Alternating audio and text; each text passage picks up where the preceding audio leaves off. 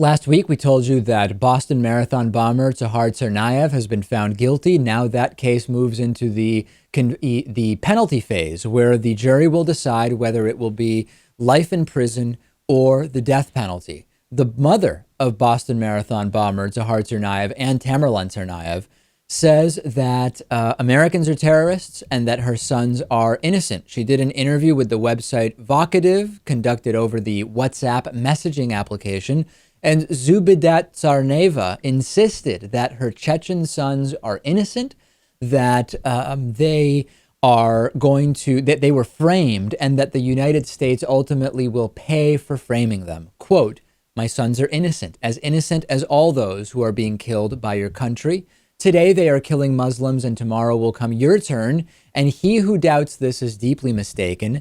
How can a mother feel whose son is in the claws of a predator, preparing to tear him to pieces like meat?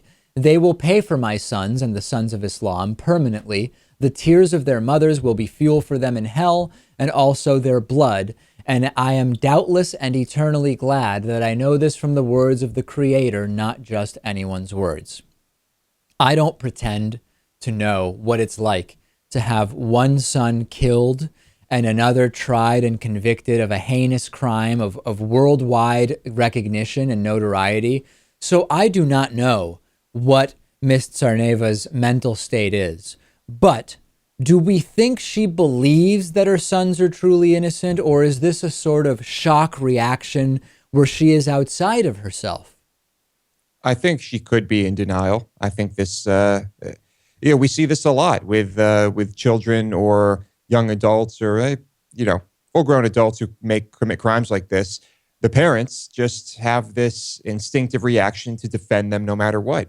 I think it's a pretty common thing. You've said, Lewis, that if you found out that your parents, for example, had committed some crime, that if you felt that it was indeed a heinous crime, that you would not hesitate to cooperate with police and to turn them in. If you had a kid, maybe accidentally, things work out, you love the kid, great. If you find out that your kid has been involved in a crime like this, how do you determine what to do? I think it would depend on the crime. I think if it were intentional, malicious, and approaching this level, I'd like to think that I would be able to keep a level head and do what is necessary. Yeah, and I think, until you're in that situation, it is really hard to truly know how one would act. Send me your thoughts on this on Twitter, twitter.com/dpakman.